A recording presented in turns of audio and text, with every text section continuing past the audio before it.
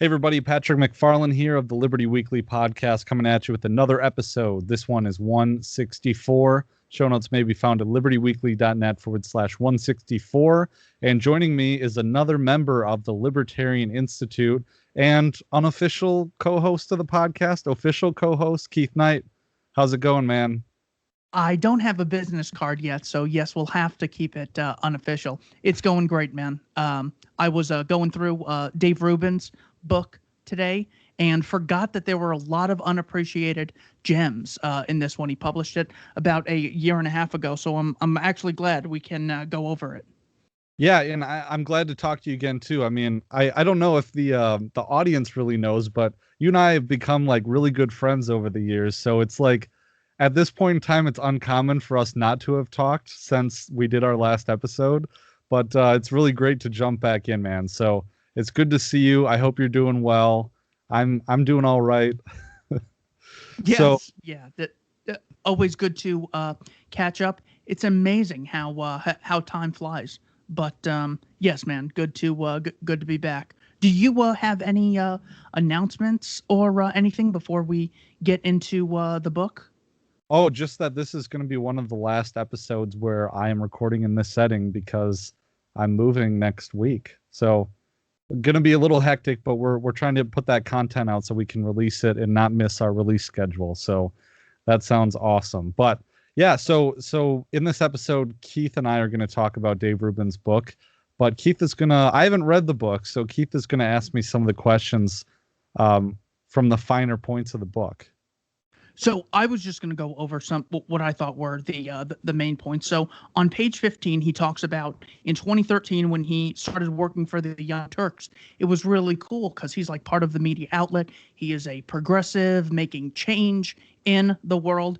And he says, it quickly became clear to me that they were just pushing propaganda by selectively editing stories to drum up clickbait headlines without ever considering counter narratives or challenges to their agenda. The reason I think this is so important for the average person to hear is they assume there is something called the news and what happened in the world, and that's just what the people report on, whether they're CNN or Fox. They just take the most important things without appreciating the value of selectively editing stories. And by every time you pick one story over another to report on, you are pushing an agenda. So my question to you is, how would you speak to a normie if they said, I don't watch, biased news. I watch, unbiased, CNN, NBC, CBS. How would you communicate to them that there's no such thing as unbiased news?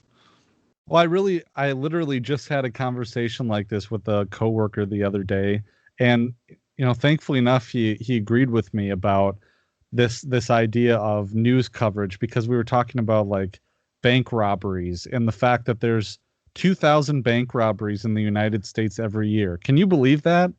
And isn't that crazy? That's like, so that's how many per day is that? 4 or 5 per day. And according to the FBI, 70 to 80% of bank robbers get away with it. So that's a little aside, but what led me to this is that I said, he's like, well, how come we don't hear about this? And I had this conversation with him, like, so because it's editorialized and people don't realize this, but the news stories that news outlets choose not to cover is just as influential in spinning things as anything else. So, I don't know exactly how I would try to convey to a normie. I guess I might take some kind of a token story and illustrate exactly how there were two different perspectives on a certain thing, or come up with some kind of a parable about there's that meme where there's a news crew and they're filming one guy stabbing another guy, and it shows like the lens and you see like the shoe, it looks like a knife, and the other guy's like yelling, but it zooms back. Yeah, I hope people know what I'm talking about, but just to try and illustrate something like that, or I might jump to a tried and true example of the Assad gassing his own people narrative, or something like this story that just came out with the I just discussed this with Kyle Anzalone on his show. The story about the DC police officer that was bashed in the head with a fire extinguisher, and it Yeah. On the January 6th nothing burger. yeah. Yes, I'm familiar with that. So let me turn it around though, Keith. What would you say? Because I always view you as being the one who's better at conveying the message to normies.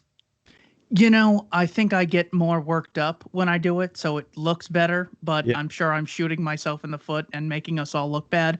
So one thing I will say is I will simply ask them about an extension or an opposite of, whatever they're pushing. So I'll just ask them and pretend like I'm assuming they know what I'm talking about. I go, gosh, yeah, George, I think it's his.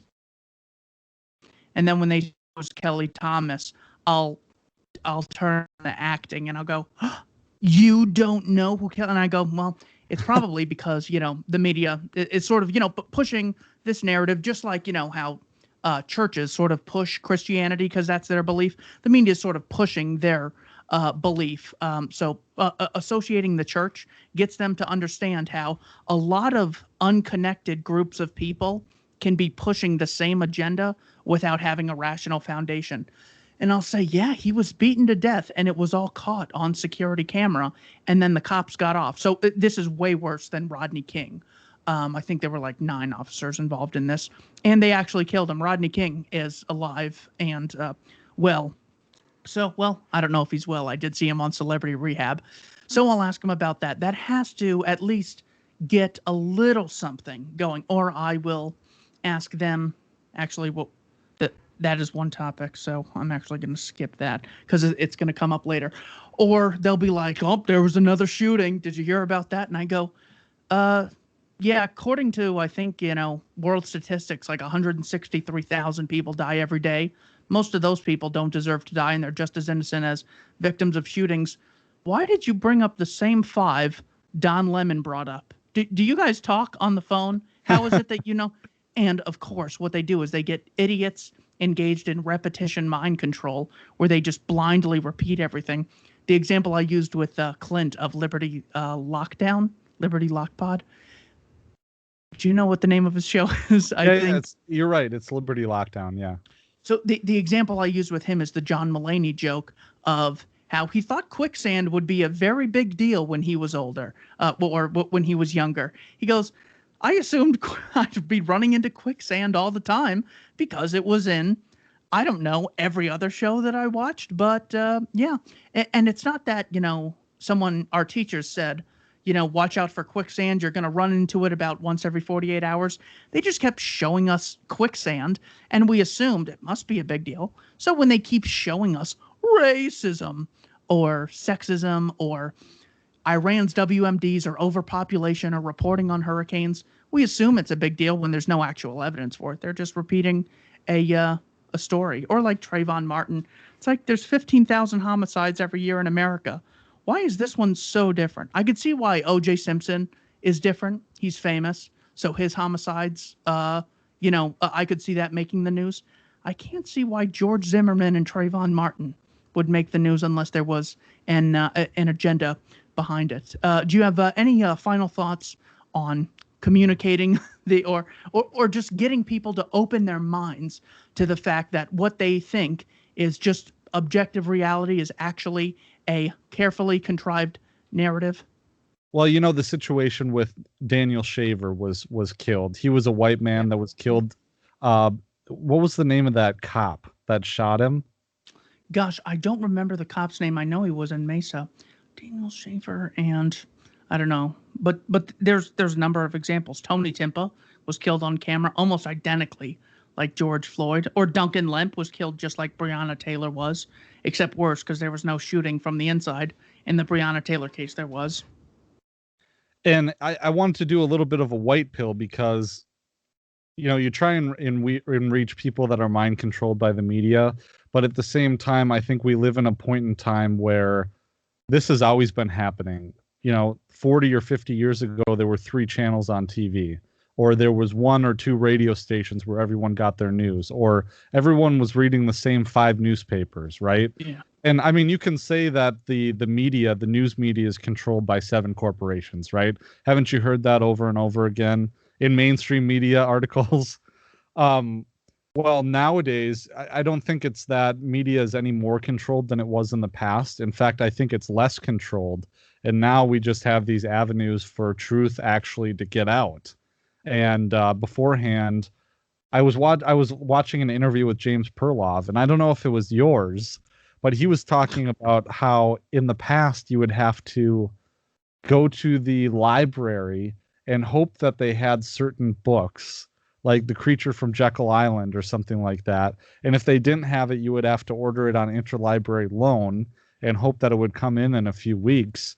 Or you would have to find the one magazine that had libertarian books and order those books from that magazine. So put some cash or a check or a money order or something in an envelope and lick it and then send it out into the ether and hope that a book comes back in a month. Now, Unreal. now I get pissed off if my book order doesn't come in 2 or 3 days. I know, I know. Amazon Prime has us so spoiled. Yeah. Another part of the book I thought was interesting is the economics section in the Think Freely or Die chapter on page 63. I find it interesting to see what brought him from being on the left to, sort of no longer advocating progressivism at all. So he says, the classically liberal approach was summed up by one of my heroes, the eminent professor Thomas Sowell, when he said, I have never understood why it is greed to want to keep the money you've earned, but not greed to want to take someone else's money. Yeah, that is enough. He also quotes Sowell again later saying, no government of the left has done as much for the poor as capitalism has. Even when it comes to the redistribution of income, the left talks the talk, but the free market walks the walk. So let's start with this first one. I have never understood why it is greed to want to keep the money you've earned, but not greed to want to take someone else's money. Do you think that could be a potential red pill for the average person, or is Dave Rubin just unique in this case? I think he's unique because the average lefty doesn't think that way, because it's when you really get down to first principles, when you try to talk to a leftist about these things, they just fundamentally do not see taxes as taking money from someone else. I don't know, or if they do, they see it as justified in some way. And I don't know if this reflects your perspective or your observations, but either they don't see it as a taking, or they see it as justified because it's for the greater good, or because you consented to it in some magical way. So I don't really see it as being, I guess with his case, it's a potential red pill, but not for the average lefty. Yeah, I've always asked people, and this sort of plants the seed. I've only gotten one on the spot conversion in my whole life, but I can definitely see that it plants the seed when someone's like, oh no, taxation's totally legitimate. You get something in exchange, it's necessary, whatever. I ask them, well, then you have to explain why not everyone can just issue taxes. It's just paying for a thing. What's wrong with paying for a thing? So if you really have a principle, like a scientific principle, that objects fall at 9.8 meters a second per second, well, that should also work in Philadelphia and Ohio and South America and Antarctica. But what if you have a scientific principle that only works on Tuesdays when it's hot in Mexico? Well, then it's not a real scientific principle. So if you have taxation is justified as a principle, but it only applies to this arbitrarily defined group of people, well, then you don't actually have a justified belief. That is something where I've at least seen them take a little step back. What do you think about? So what Sol is really doing here is he's taking greed, what they're always calling us. We're greedy and selfish for not wanting to pay the mass murderers called Congress. He's taking it and applying the same thing to them. So we have some money here. I want it and you want it. The difference between us is I acquired it voluntarily. You're actually the greedy person. What do you think about the importance of taking people's own claims and flipping it around on them? Do you think it just makes them dig their heels in deeper, or have you felt that it was at least kind of productive? I think it is kind of productive, although I think it can backfire and make them dig their heels in because but I think it is useful because we've talked about this before, Larkin Rose's candles in the dark kind of method is making people, having people praising people for their purported good qualities. Like I was talking with Joanne Leone in the last episode about how I perhaps naively assume that everyone is coming from a position of compassion. Um, what you need to do, according to Larkin Rose, is empathize with these people and say that you believe they're a good person and you believe they have these good qualities and these good principles. So then you flip it on its head and show them why, according to their own principles, they're not following them, basically. So I think if you do it that way, yeah, you can plant that seed, but there's a percentage of the population that just doesn't care. And increasingly progressives are ones that don't really care about principles. Now, they have a certain set of feelies that they like to think that they, follow. So, I mean, if you can, I think it is useful if you can demonstrate and show to these folks that, yeah, this is true charity, and that the state is not the human family coming together to solve mutual societal issues, or to that it's not a charity. They get together and benevolently decide where to help the most. So, yeah, it can be useful. He quotes Thomas Sowell again on page 65, where he says, "No government of the left has done as much for the poor as capitalism has. Even when it comes to the redistribution of income, the left talks the talk, but the free market walks the walk." What do you think about this concept of, instead of people saying, I support welfare, what they're really saying is, I support this means, before they even get to an end? What do you think about bypassing the means and just skipping to the end when communicating the message of freedom? One good thing that you can point to, and it's frankly it's easy to point to in the United States, because the United States, contrary to what you would think, is one of the most charitable countries in the entire world. And there's a lot of examples to point to in community organizations. Think about your small town. There's Rotary, there's the Elks, there's the Lions Club. There's all these things that you can point to. VFWs do charitable donations and things. So you can, I mean, directly point to situations where voluntary charitable efforts have worked, and specifically where they reach in and help people very directly. I'm thinking of some things like Stepping Stones is a battered woman shelter kind of in the north, um, the Midwest, the northern Midwest. So you can see where the rubber meets the road with volunteers directly getting involved in helping people. So one thing to point to, yeah, how lefties hate corporate greed. So you could point out how, a lot of these charitable, well, that might not help.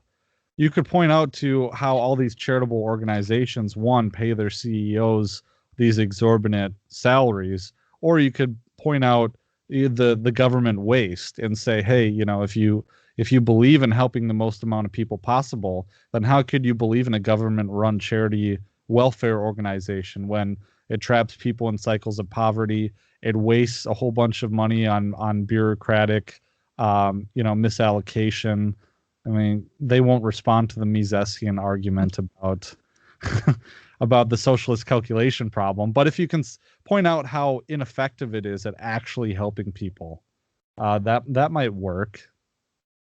So I thought it was interesting, his point on the minimum wage. He references Doug McMullen calling for a $15 an hour minimum wage at Walmart.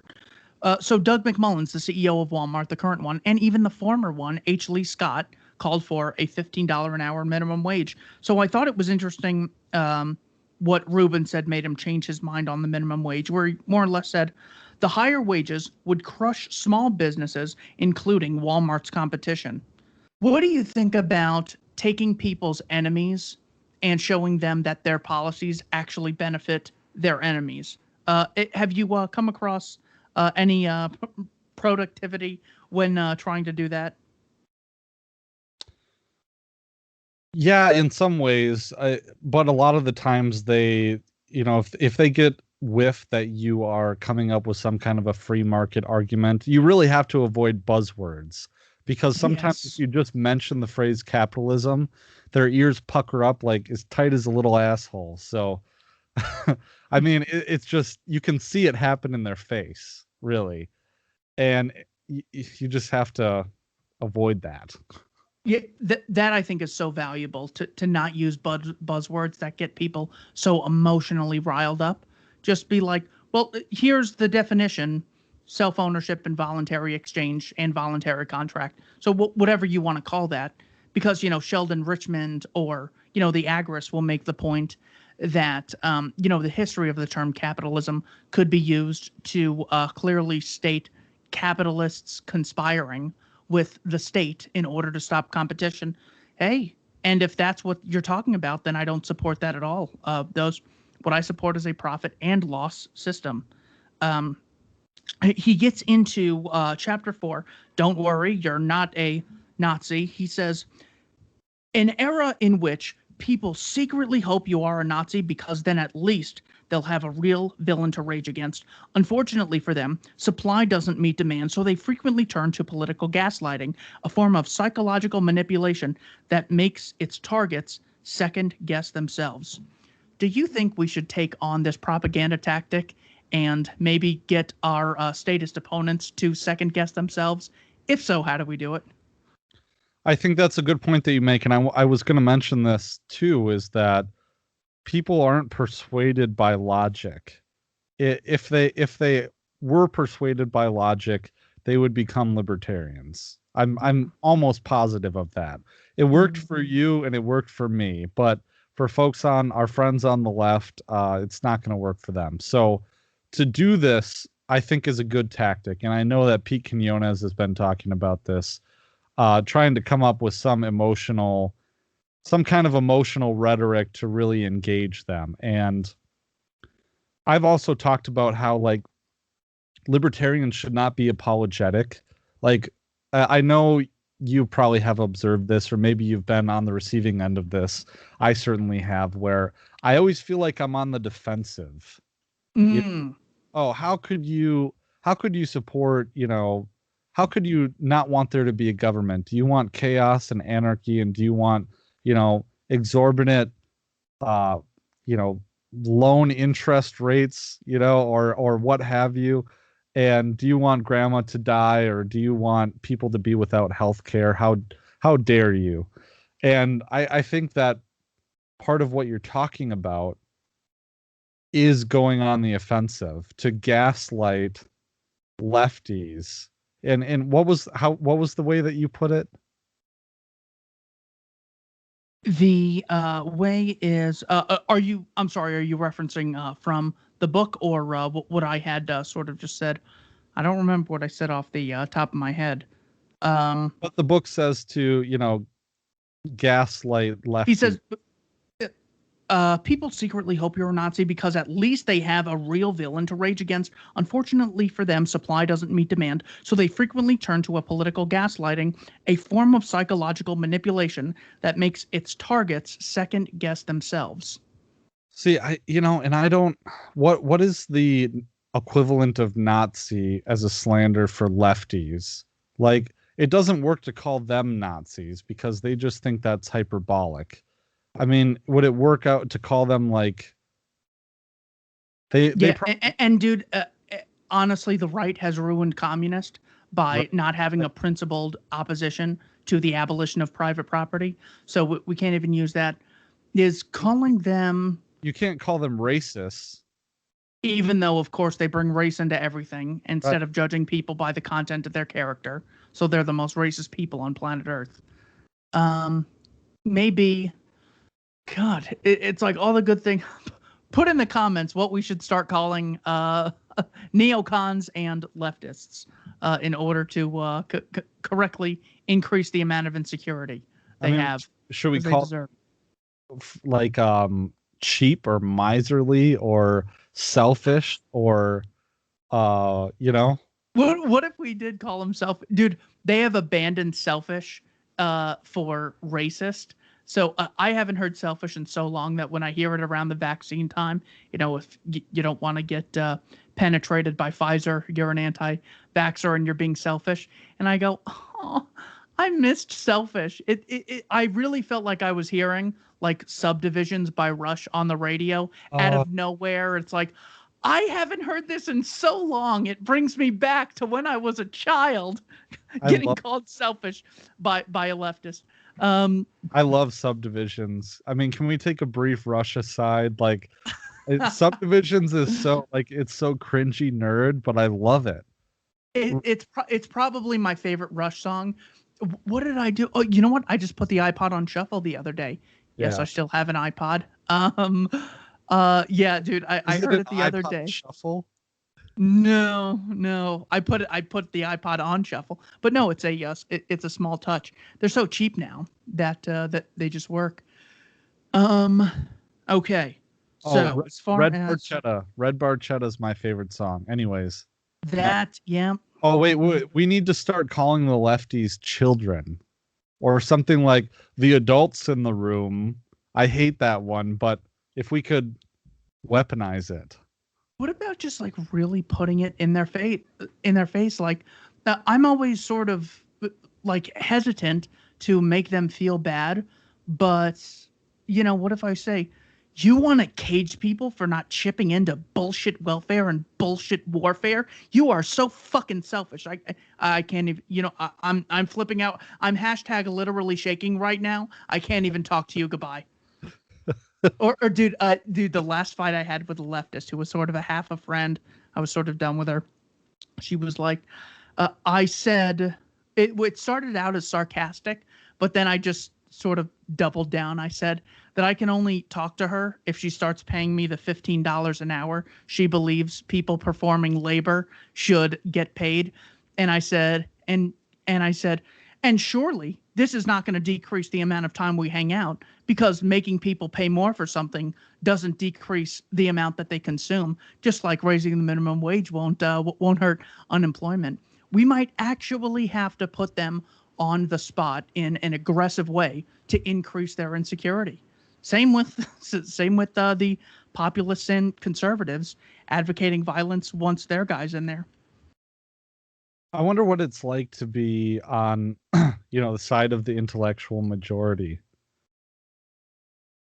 Such a crazy concept. That's wild. The amazing thing is they so often need enemies that even when they are the majority, like LeBron James, Right. talking LeBron James, talking about how racism is terrible. It's like, do you really feel like powerful when you're pushing the same thing that universities are, and the corporate press and the Democrats who control the House, the Senate, and the executive branch, and the CIA and the FBI's Twitter and Hollywood? I mean, do you really think that you're raging against the machine?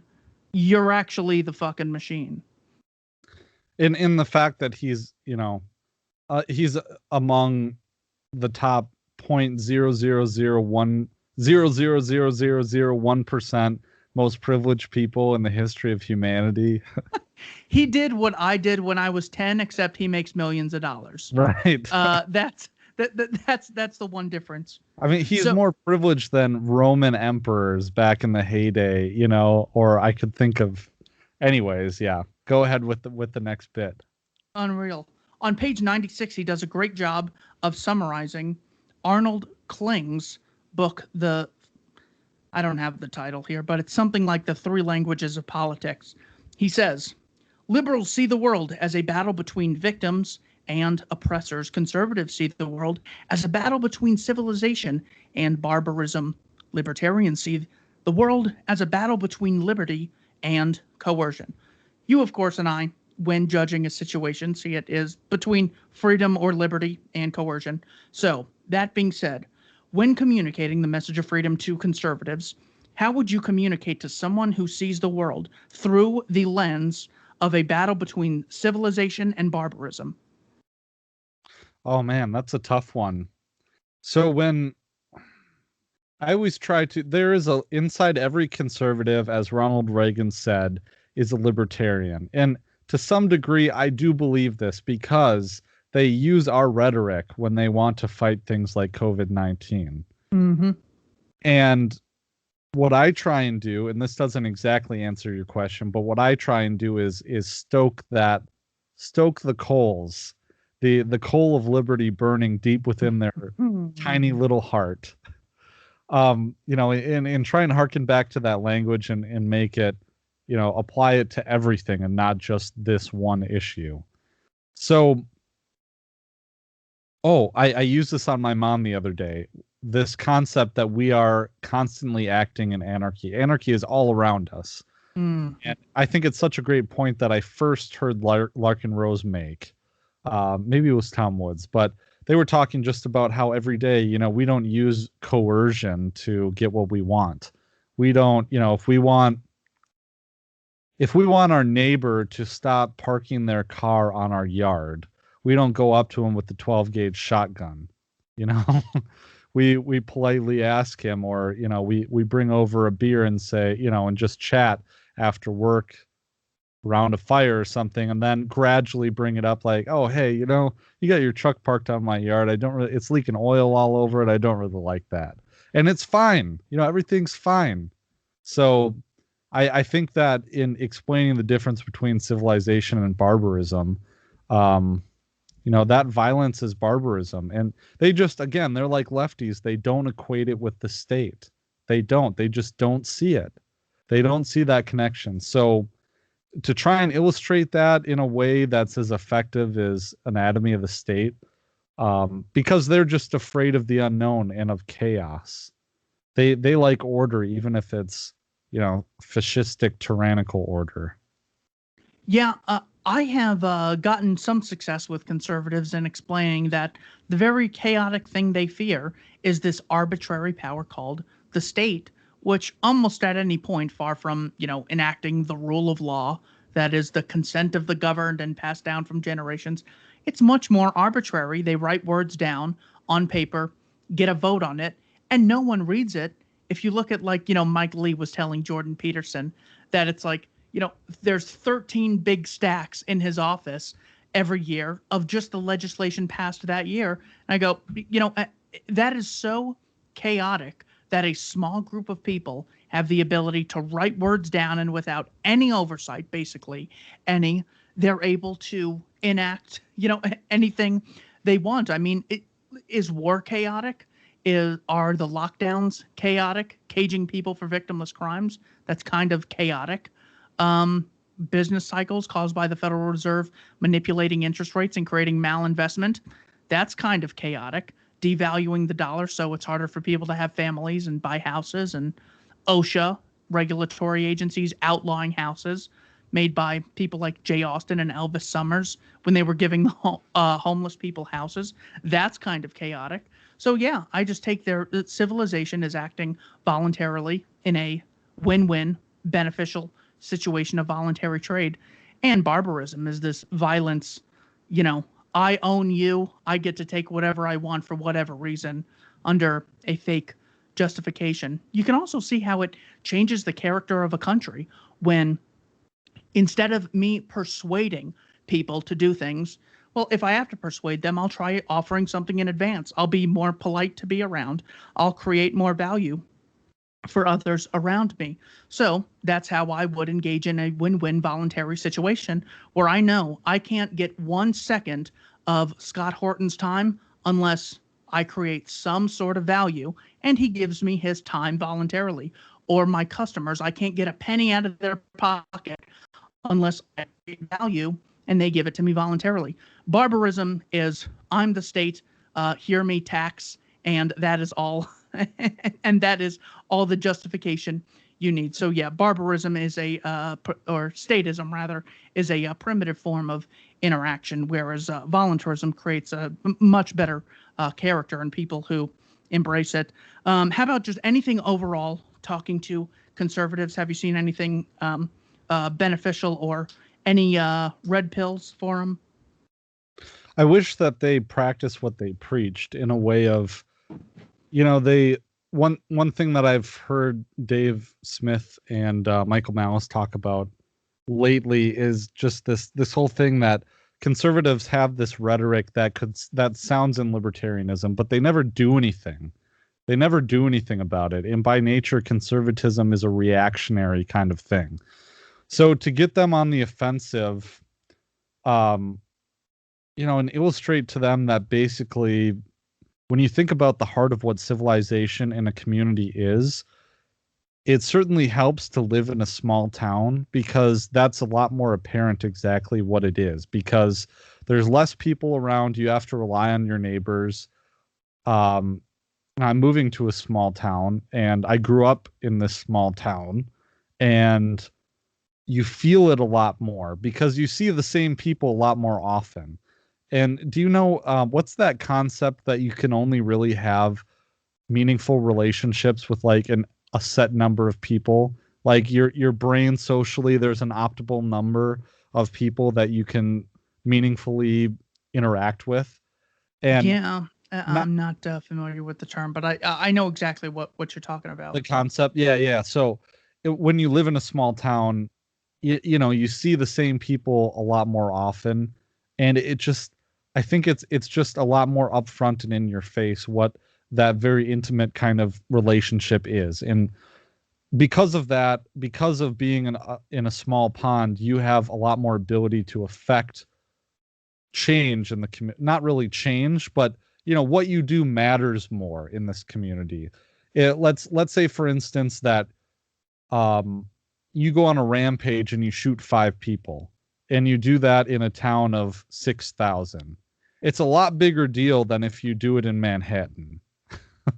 And so, if thinking about that, you could get a conservative to think about all the ways that the relationships they have in the small town, in their community, and explain to them that that is the heart of what civilization is.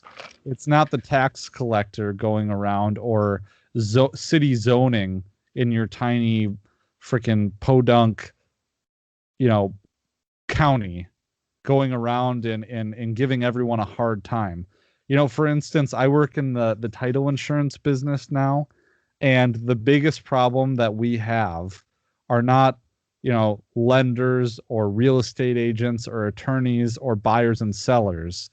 It's the register of deeds and the tax listers in each county, because they refuse to record certain documents because so that's a long-winded way, Keith, of saying basically, these are the things that you that conservatives deal with their natural habitat, which is a small town, something they can relate with, and they'll listen to arguments about incompetent government officials.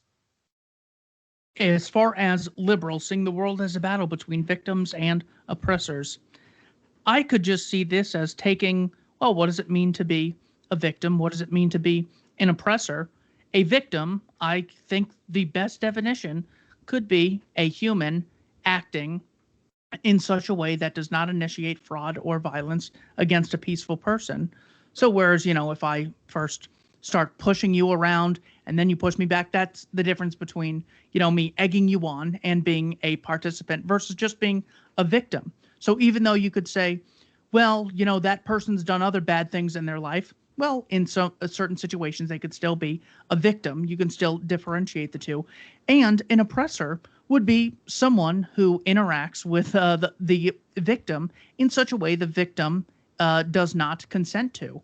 So, I mean, both of these, civilization and barbarism, victim and oppressor, I see it's like they almost perfectly fit into the libertarian idea of people acting voluntarily differentiates you being a victim from you being a participant. Like if, uh, Floyd Mayweather punches you in the face, it matters whether or not you consented to get into the ring or not. That's almost all that matters. If a guy sticks a knife in you, Well, is he a doctor who you agreed to get surgery from, or is he a guy just wanting to take your wallet or something? So it's all consent, self ownership, and libertarianism. That is the entire explanation of whether or not you're a victim, whether you're voluntarily having sex or getting raped, being enslaved or being employed, versus being oppressed. Any ideas on victims and oppressors and communicating the message to well-meaning, very kind liberals? Assume we're talking, or progressives rather. Assume the Jimmy Dores of the world, or your average leftist. I think is a great person who was just unfortunately tricked. The Tuskegee syphilis experiment comes to mind. Yeah. There's no. I actually did get. I gave a presentation in law school about this domestic violence paper that I talked about, or that I wrote, and I have published on the website. It's like part of one of my free ebooks. Sign up for the email list, libertyweekly.net/email.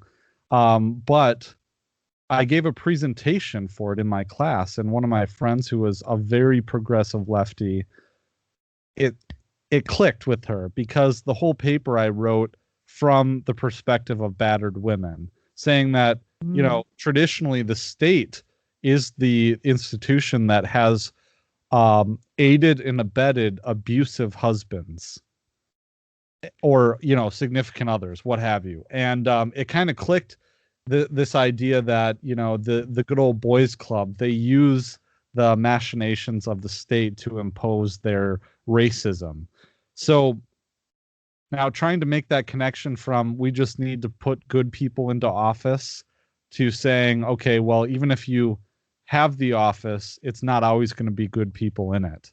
I think that's the way of doing it. Say how racist, we can't have this position of power because racists could get it. That's interesting. Yeah. Oh gosh, government. Some people ruling others. Beautiful idea. I'm just terrified because racism's such a big problem in America, and Yes. it's probably never going to end. MLK tried, but we've made no progress in 300 years. No progress at all has been made. But you don't think, that argument didn't work with Trump.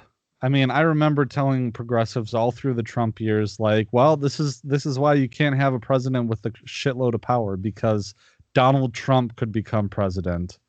Well, It didn't work because now Biden's in there and he's, of course, we know that Donald Trump was just the, business as usual in all the ways that matter. So looking at a chapter titled Check Your Facts, Not Your Privilege, I had a great discussion with James Lindsay on privilege recently. Ruben actually goes through a few things. So here is a red pill for the SJW crowd. So it's interesting that, he is a former progressive and he's writing this. I sort of see it as it's so productive for us to sort of go through this book because it's a progressive saying, I'm now here on the right, classical liberal, conservative libertarian. Here's how I got from here to there.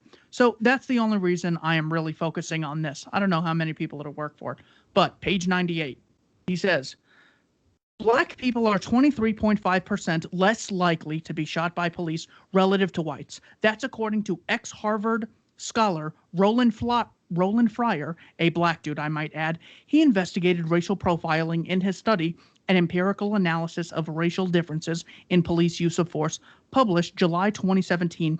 A year earlier, a Washington State University paper, The Reverse Racism Effect, written by Lewis James, Stephen M. James, and Brian J. Vila, and published in the May 2016 Criminology and Public Policy Journal, found police were 3 times less likely to shoot unarmed black suspects than unarmed white suspects. I could totally see being terrified of doing anything that's gonna get you called racist and get riots called on you. He also mentioned that the African Americans committed 43% of cop killings, even though they're only 13% of the population. 62% of blacks shot by police between 2005 and 2009 were either resisting arrest or assaulting an officer. That, of course, is not to justify them getting shot, but that is an explanation. All we're doing here is saying that this big racism claim by the left is, frankly, a debunked conspiracy theory by Blue Anon that really needs to stop. Finally, he said 93% of black victims were either killed by other African Americans, while 84% of white victims were killed by other Caucasians. So yeah, racism is an absolute joke. He also mentions the war on women, citing Christina Hoff Sommers. The wage gap is fake. It doesn't account for number of hours worked or things like 93% of federal inmates are male. He mentions the selective service, fancy word for slavery. So, of course, these inequalities don't necessarily mean sexism. Of course, the wage gap he gets into. Any comments on racism or wage gap? Debunk conspiracy theories. Yeah, I think you put it the best. And it's just so pervasive. I mean, if you repeat a lie so many times, it becomes truth. And I don't want to tell you, Keith, man, like when we were packing to go move, for some reason, I have this not a klepto problem, but I have this problem where I hang on to pieces of paper that I shouldn't hang on to. And I found like boxes full of my old college essays in the garage. And I'll tell you, like, even though I like to feel like I've always believed what I believe, when I was writing a paper on gun violence for one of my English classes, I mean, it was in there. There were some, debunk conspiracy theory talking points in there. So more Blue Anon talking points. Oh wow, I'm getting triggered already. He makes a great case on gun control. Again, it's just important to go over these because it's what sort of convinced him to move over. The number of guns in America has increased by 50% since 1993, while the number of gun-related homicides has fallen by 50% in the exact same period. Don't believe me? Ask New York Times columnist Nicholas Kristof, who referenced it in his article, Some Inconvenient Gun Facts for Liberals from January of 2016. He gets into the reality of fake hate crimes and mentions extreme weather, climate change, another big Blue Anon talking point. The world's death rate from extreme weather is lower than it's been in any decade since 1900, when they were able to start, actually having stats for this stuff that they could find that are relatively accurate. From 1920 to 1929, there were 241 deaths a year per million people, but that figure reduced to 5.4 deaths per million between 2000 and 2010. This includes deaths by everything from hurricanes to floods and extreme temperatures.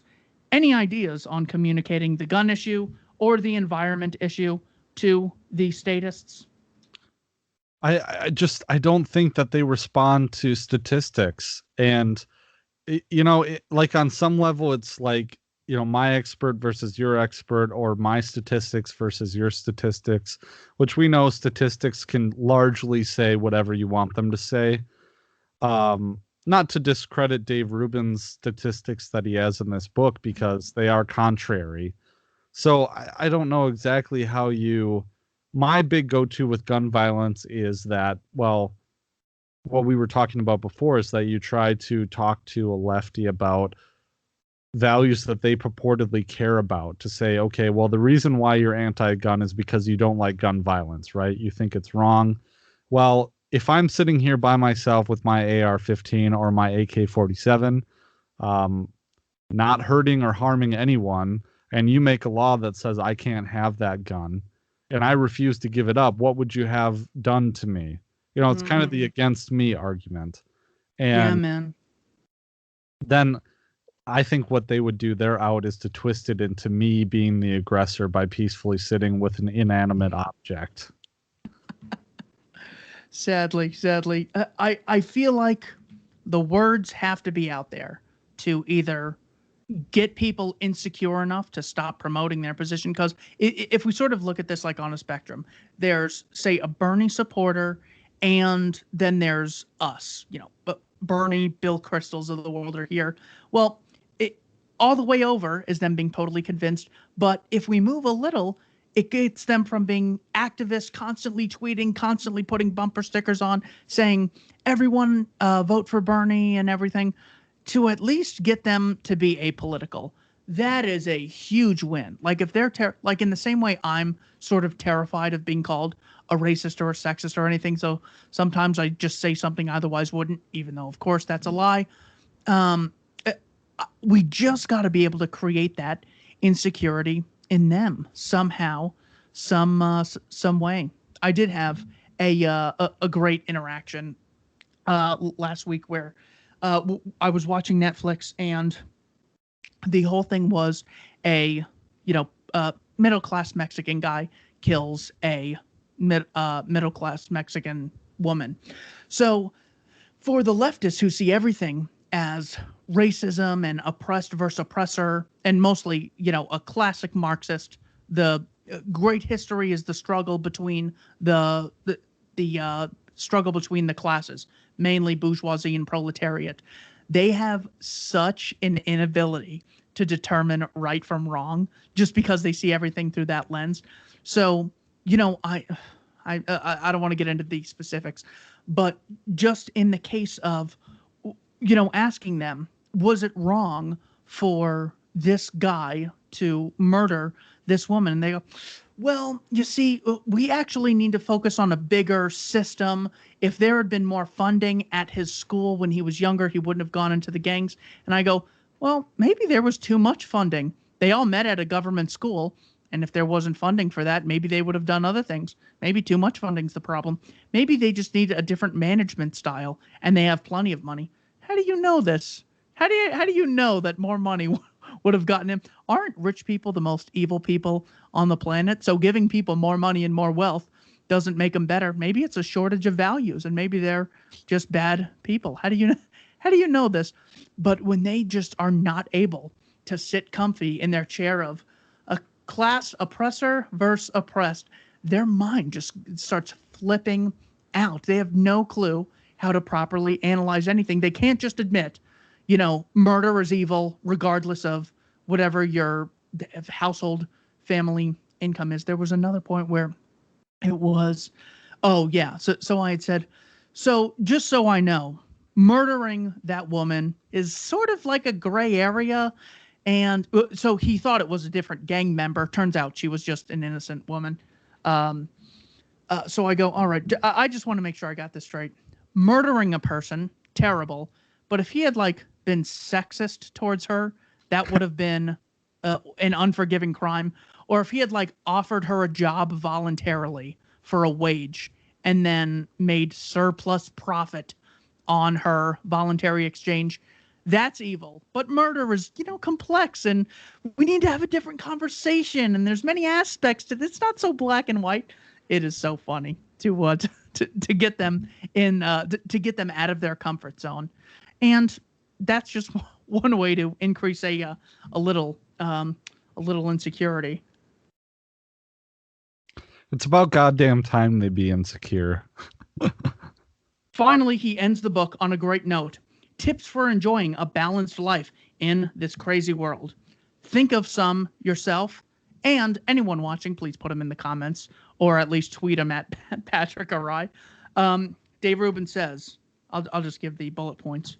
No TV in the bedroom. Similarly, keep your phone in another room overnight. Have cutoff times for social media and news. When you're out to dinner with a group of friends, play a game where everyone stacks their phone in the middle of the table. Twice each year, take 1 week break from social media. In general, be more discerning in your house, in your use of Facebook. Get in contact with old friends. Introduce yourself to your neighbors. That's a big one in Chandler, Arizona. It's like no one knows anyone. Appreciate your family. Host a holiday in your home. Sense of humor. Get one. Practice the art of being diplomatic. The only way to combat this crisis is to get on with our lives as if there isn't one, speaking our minds without self-censoring, living our values without apology, and loving who we damn well please. Any final thoughts on how to not let the evil people of the world already coerce us in enough ways. We don't want to voluntarily give them any more time, money, or emotional energy. Any thoughts on those? Those are all great. And of course, the listener should focus on how detaching from social media and detaching from these things that hijack the human brain and short circuit it into dopamine feedback loops and outrage clickbait, and kind of detoxing from that is very important. I went out and I put on a video on my Odyssey channel. Was I went out on a hike and I filmed it on my phone, which I in a way is kind of perverse because you should just be enjoying nature. But I only filmed the first 30 minutes of the hour and a half long hike. So I had a great time, and I think other people should do that. People should read a lot more. I even if you're reading about politics, it's enjoyable. Read a fiction book even, and I try and do that. During the weekdays after we put my son to bed, we put on, some true crime thing on the YouTubes, and I just sit on the couch and read, and I find that really enjoyable. Or reading before bed instead of looking at my phone. So, those are ways I try and do it.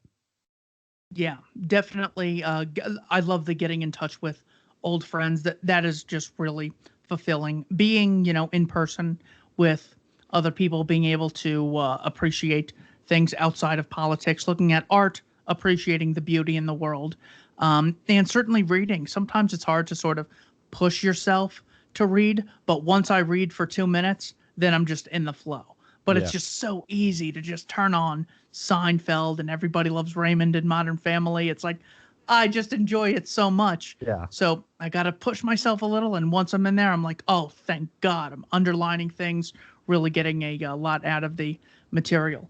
Well, hey, that's it. I thought I thought it was a pretty good book overall. I know Dave Rubin gets a lot of heat for being called a simpleton and everything by the left, but I thought the book overall was real good. It's one of those that I actually read in like one sitting, just because it was so cool to sort of get his backstory, especially as someone like me who's always trying to see how people got from where they are, where they're from, to here they are now. I definitely recommend it. Yeah, and we'll put a link in the show notes page it'll be an Amazon affiliate link so you can help us out. But we'll put a link to the book in there. And one last thought about hanging out with old friends. Moving back to my old town where I went to high school at, I have seen friends that I haven't seen in like 8 or 10 years. And I will tell you right now, it's like getting in a friggin' time machine. I don't know. Have you had that experience? It's wonderful. Like it really makes you feel, yeah, Yeah, especially seeing a lot of them at once, then it's like a literal time machine sort of feeling where it's like, "Oh my God, we were just doing this like right. for it was both forever ago and not so long ago." I don't know. So yeah, it almost feels like time machine's a great way to explain it. Seeing one person is, sort of nice. But yeah, especially getting like this, punch in the face of, 10 of your high school friends in the same place. It's like, what? Now just wait until you're like 28 years old and you get together with all your high school friends that you haven't seen in 10 years. And then, some people listening to this will be like, "Pff, that's nothing. I'm 55," or, what have you.